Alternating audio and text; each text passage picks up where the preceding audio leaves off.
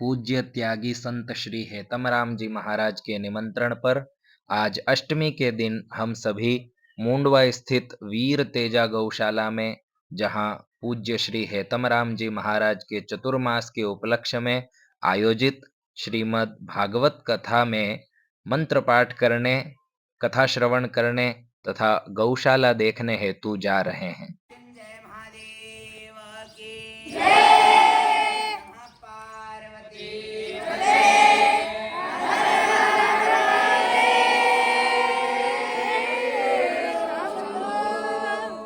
हम सभी गाड़ी में बैठे और भगवान के जयकारे लगाते हुए हमने अपनी यात्रा प्रारंभ की। वाले श्याम की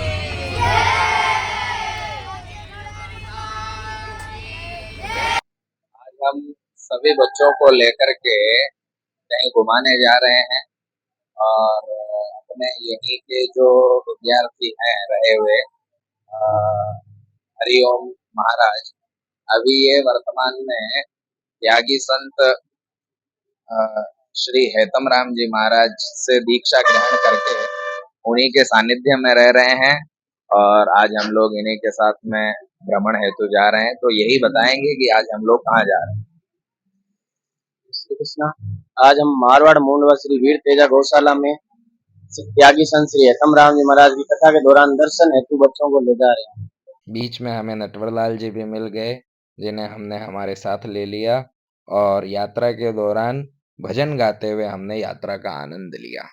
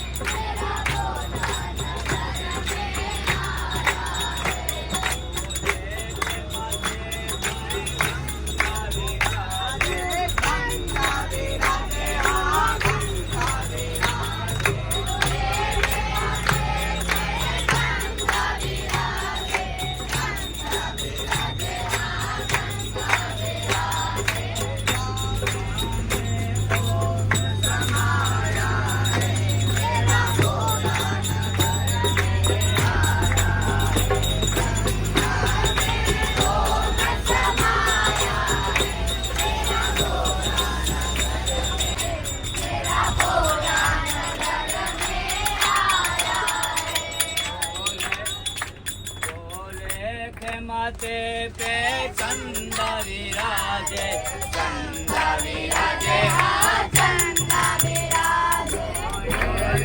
भोलेनाथ की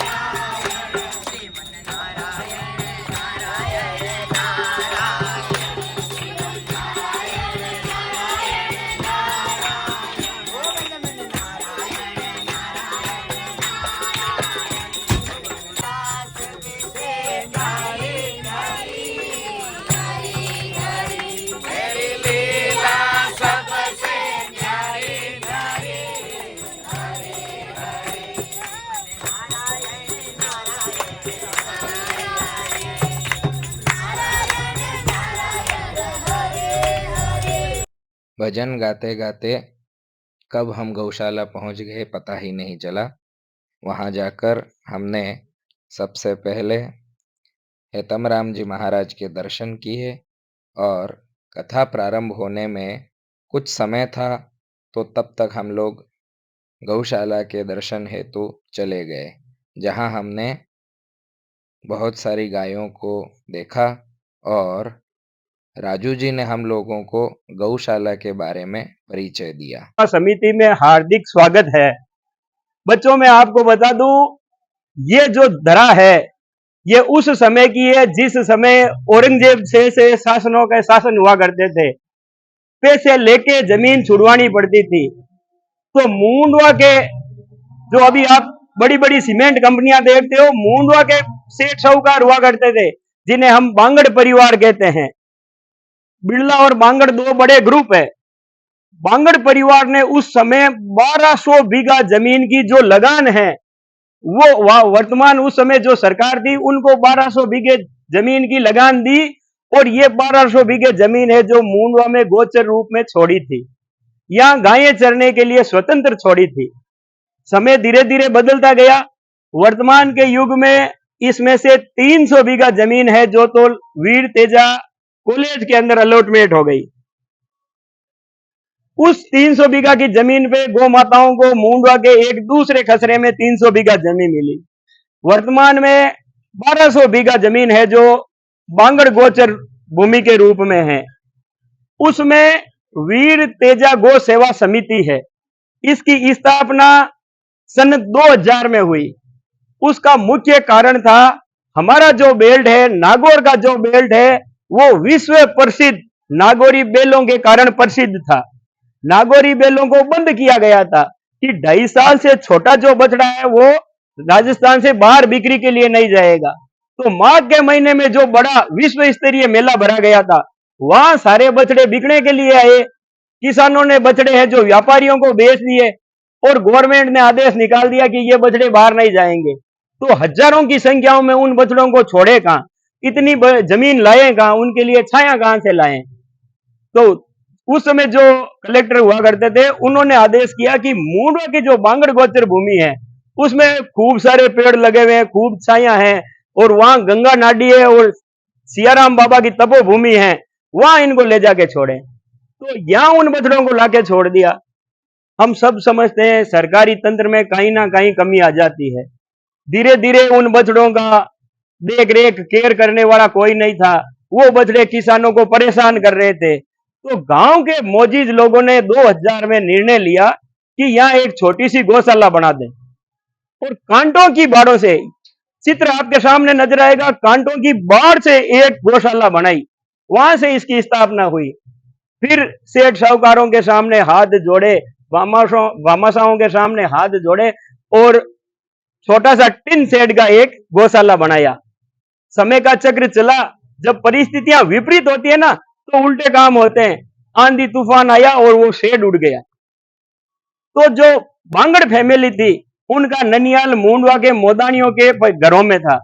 उनने वापस बात की, एक दूसरे से कहा, यहाँ सेठों से, साहूकारों से, भामाशाहों से पैसे लो, एक पक्की गौशाला बनाओ। तो उन्होंने सन 2005 से लेकर 10 के बीच में पुरानी गौशाला अपने उस डोम के पीछे की साइड में है, वहां बनवा दी। धीरे धीरे समय बदलता गया। कोरोना के समय कुछ युवा यहाँ चारा डालने आए, और अपने ऑफिस में उसका चित्र पड़ा है। ऊपर शेड नहीं था, बाहर ओपन ठाण थी, उसमें चारा डाला 15,000 रुपए का। रात को बारिश आई, सारा ही भीग गया।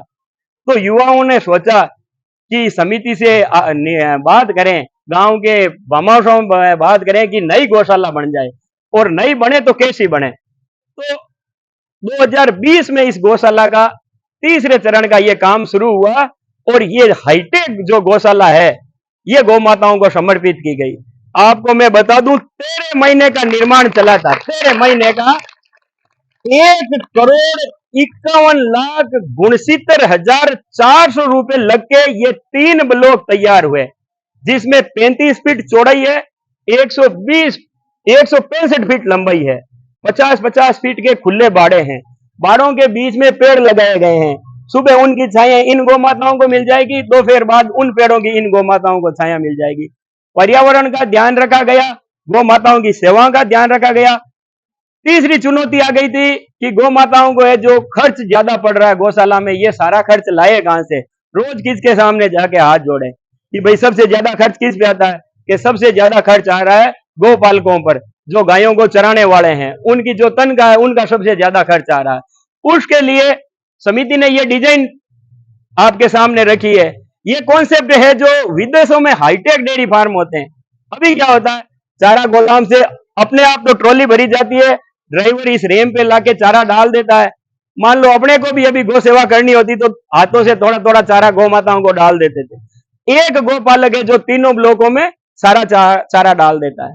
तो इससे गौशाला का खर्च भी कम हुआ, एक नई डिजाइन, एक रोल मॉडल गौशाला कह सकते हैं। ऐसी गौशाला राजस्थान में कहीं नहीं मिलेगी, न कि भारत में आपको कहीं मिलेगी। वर्तमान के अंदर यहाँ 796 गौ माताओं का रजिस्ट्रेशन है, 850 से ज्यादा गौवंश यहाँ है, जिनकी सेवा मूंडवा के नगरवासियों द्वारा और सभी भामाशाह दानदाताओं द्वारा की जाती है। आप सभी विद्यार्थियों का और आचार्यों का मैं बारंबार धन्यवाद करना चाहूंगा कि इस त्यागी संत हेतमराम जी और नेमीराम जी का जो चौमासा का कार्यक्रम चल रहा है, उसमें आपकी उपस्थिति हमें एक नया संबल देगी और आपका आशीर्वाद गौ सेवा समिति पर रहेगा। गौशाला में गायों हेतु जो व्यवस्था की गई थी वह बहुत ही उत्तम प्रकार की थी, बहुत ही सुंदर व्यवस्था थी। वो देखने के बाद हम लोग कथा श्रवण व मंत्र पाठ हेतु कथा पांडाल में चले गए। और मैं दशरथ जी से निवेदन करूंगा, शानदार विद्यार्थियों का स्वागत करा दिया जाए। पांडाल में पहुंचते ही वहां सर्वप्रथम छात्रों को दुपट्टा पहनाकर उनका स्वागत किया गया और साथ ही आचार्यों का भी दुपट्टा पहनाकर स्वागत किया गया।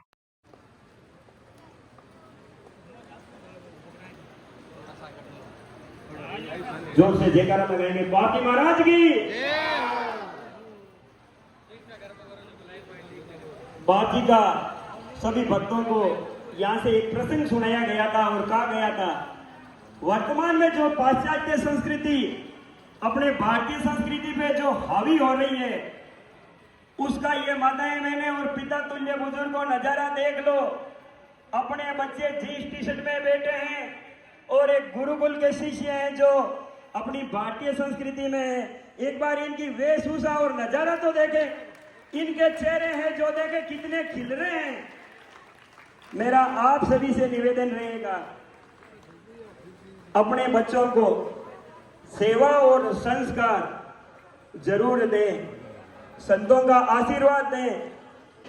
गुरुकुल के प्राचार्य श्रीमान कमल किशोर जी का हार्दिक स्वागत व अभिनंदन मैं नेमीराम जी बाप जी द्वारा आपका स्वागत कराना चाहता हूं।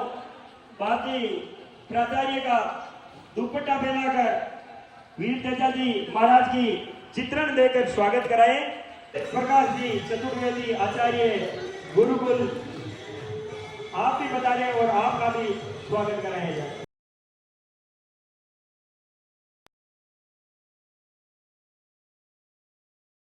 मैं निवेदन करना चाहता हूँ, नटवरलाल जी गौड़ संस्कृत अध्यापक आप भी बता रहे और आपका भी भव्य स्वागत कराया जाए।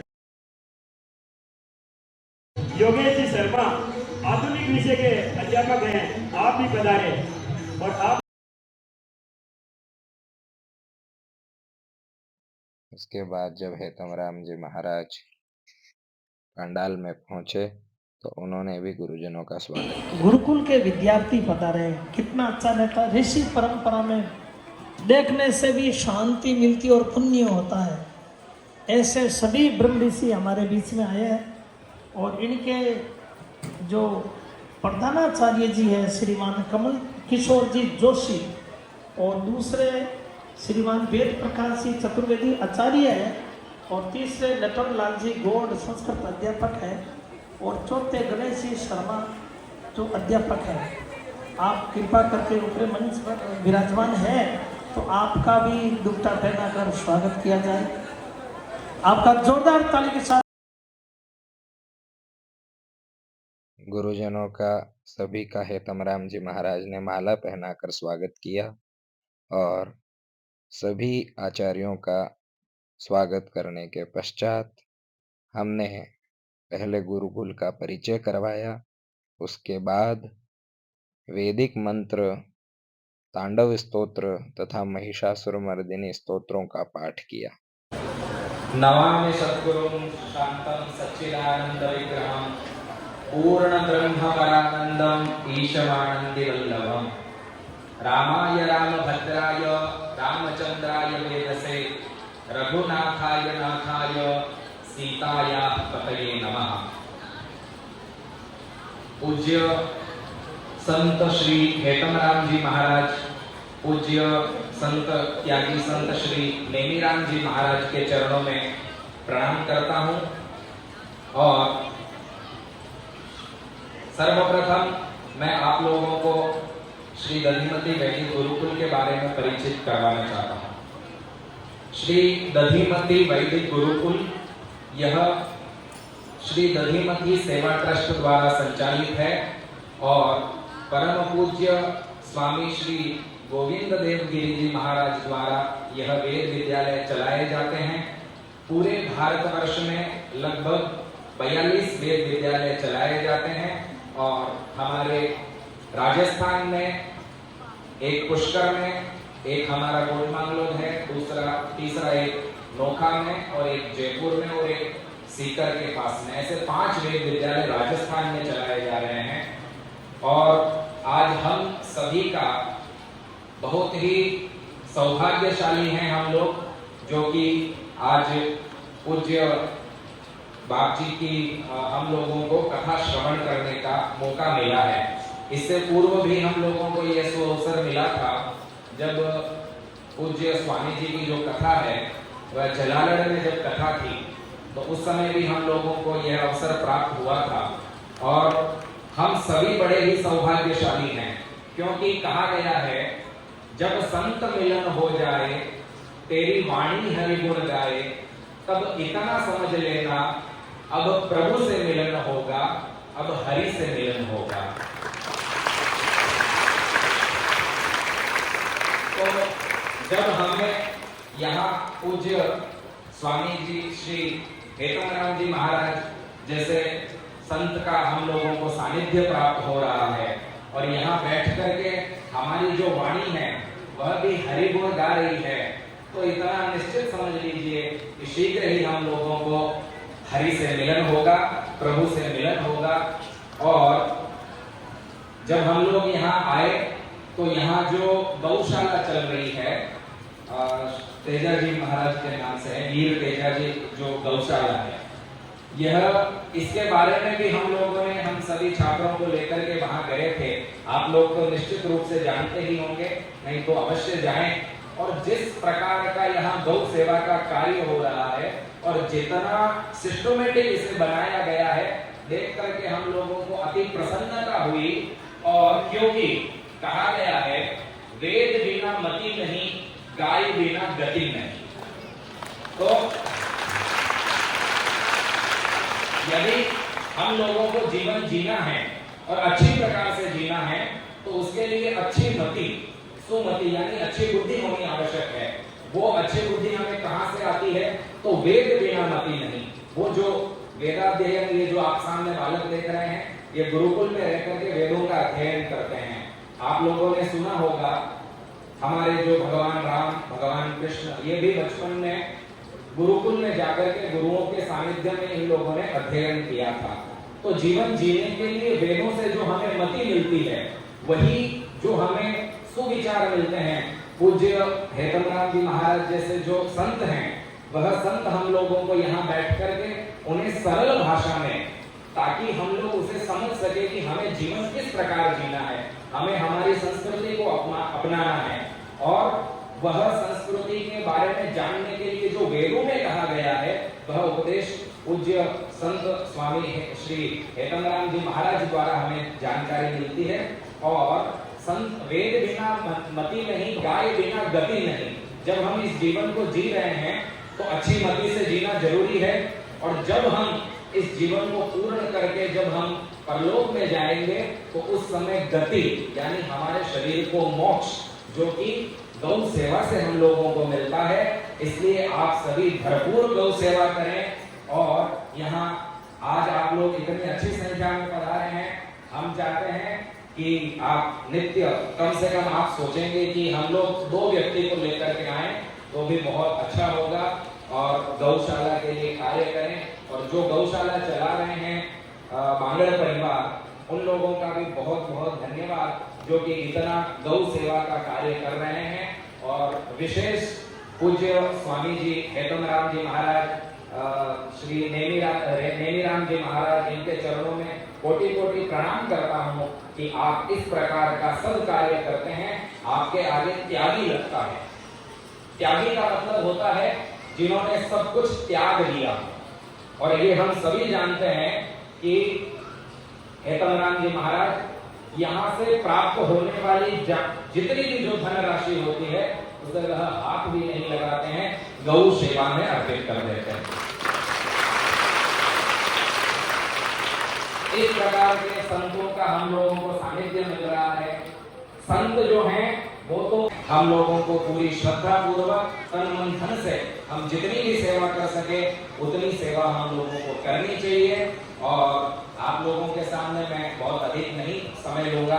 छोटे छोटे बटुक आप लोगों के सामने आए हुए हैं। ये गुरुकुल ये चलाने की आवश्यकता क्यों है, आप लोग बहुत अच्छे से इससे रिलेट कर पाएंगे। इसके बारे में मैं बताता हूँ। आज अमूमन यह स्थिति हो गई है, हमारे घरों तक यह स्थिति पहुंच गई है कि हमारे बच्चे, जो आजकल का सबसे बड़ा दुश्मन हमारा जो मोबाइल, उसकी वजह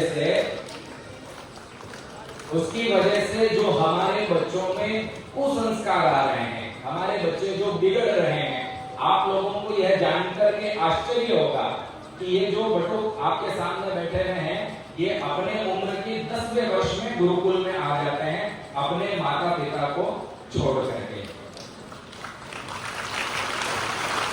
और गुरुकुल में आने के बाद में इनका जो जीवन होता है वह पूरा जीवन सात्विक, जो हमारे सनातन संस्कृति में जो जीवन यापन की जो दिनचर्या बताई गई है, जीवन यापन का जो साधन बताया गया है, उसी प्रकार से ये सभी लोग जीवन यापन करते हैं। सवेरे 4:30 बजे से उठ करके रात्रि 10 बजे तक इन लोगों की दिनचर्या होती है। हम लोगों के घर में हम जानते हैं हमारे बच्चे किस प्रकार रह रहे हैं, तो हम इन गुरुओं से जुड़े, हम गौ माता से जुड़े, हम गुरुकुलों से जुड़े, ताकि हमारी जो संस्कृति है, हमारी जो सनातन संस्कृति है, वो हम अपना सकें और कहीं ना कहीं हमारी जो आने वाली पीढ़ी है, उस पीढ़ी का जो भविष्य है उसे हम उज्जवल बना सकें और उन्हें अच्छे संस्कार हैं वो अच्छे संस्कार मिल सकें। जैसे जो लोग नहीं आ पाते हैं, तो अभी हमें बाप जी ने बताया कि आप लोग करुणा मूर्ति जो YouTube चैनल है, वहां आप पधारे हैं वो अच्छी बात है। जो नहीं आए हैं उन लोगों को आप कह सकते हैं कि इस YouTube चैनल पर जाकर के आप कथा श्रवण कर सकते हैं। इसी प्रकार ये जो गुरुकुल आप बच्चों को देख रहे हैं, हम लोगों ने भी एक छोटा सा गुरुकुल जीवन, चैनल का नाम है गुरुकुल जीवन, आप जाकर के YouTube पर देख सकते हैं, जिसमें ये बच्चे किस प्रकार गुरुकुल में अपना जीवन यापन करते हैं, क्या इनकी दिनचर्या रहती है, ये सब आप देख सकते हैं और हमारी सनातन संस्कृति से जुड़ सकते हैं। इतना कहकर के मैं अपनी वाणी को विराम देता हूँ। और जो गुरुकुल में ये लोग वेदों का अध्ययन करते हैं, 4 वेद आप सभी ने सुन रखा होगा, शुक्ल यजुर्वेद, एक तो यजुर्वेद, सामवेद, अथर्ववेद और ऋग्वेद। इन चारों वेदों में से यजुर्वेद का अध्ययन गुरुकुल में करवाया जाता है। तो अभी सभी बटुक आप सभी के सामने वेद मंत्रों का उच्चारण करेंगे। आप सभी ध्यान पूर्वक श्रवण करें।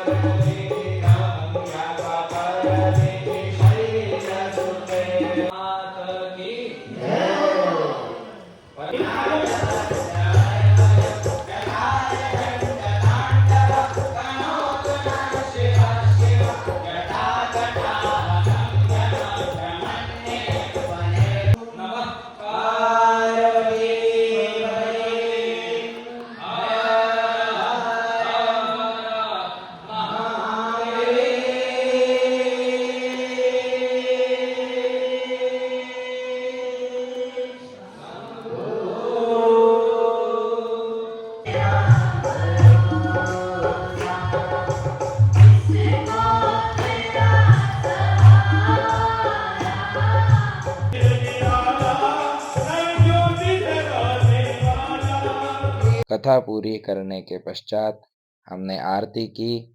आरती व पुष्पांजलि करने के बाद हम पुनः गुरुकुल लौट आए।